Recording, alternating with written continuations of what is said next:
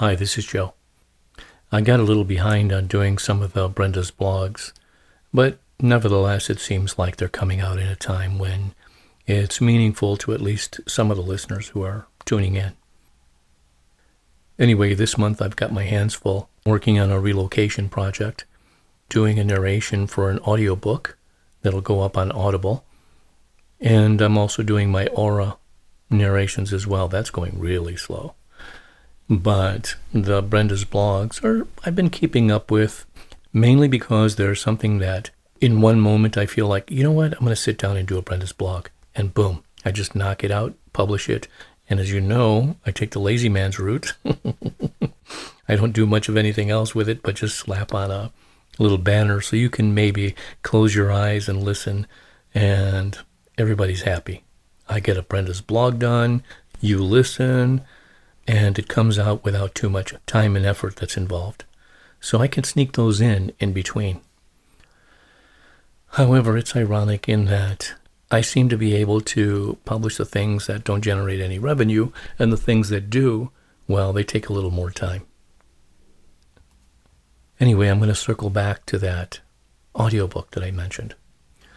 Okay, you've probably heard of QHHT. I've interviewed at least one practitioner, maybe two on this channel here.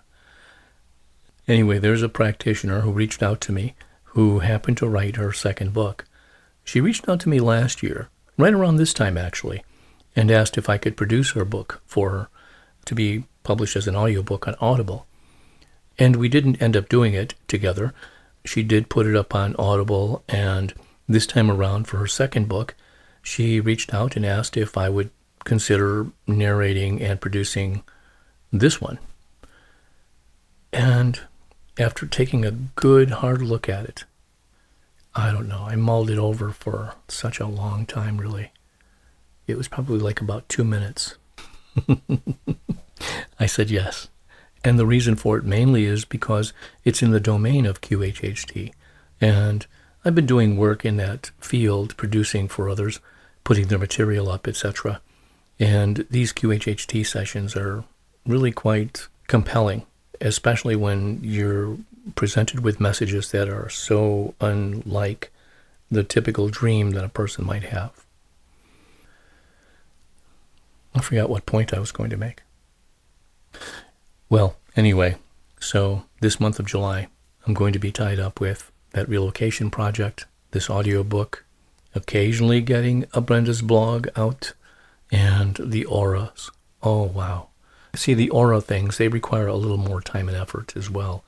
And I've got a priority list that puts them in third position, but at the same time, these Brenda's blog things keep popping up ahead of them because they're so easy to put out.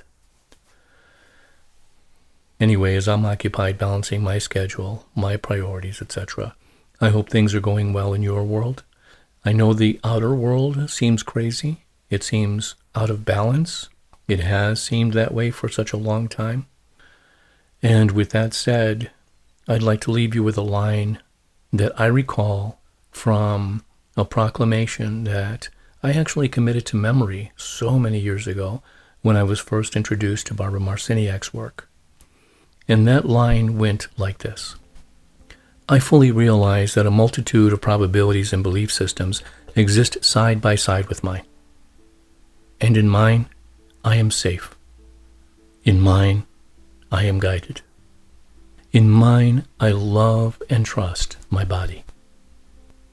In mine, I know my cells are precognitive and that I am a co-creator of the multiverse. I know I am a valuable being. I know that I will receive the impulses, the signs and signals, and guidance that I require to always be in the right place at the right time. For my highest good, and for that of all those around me. All this I know, and for this I am most grateful.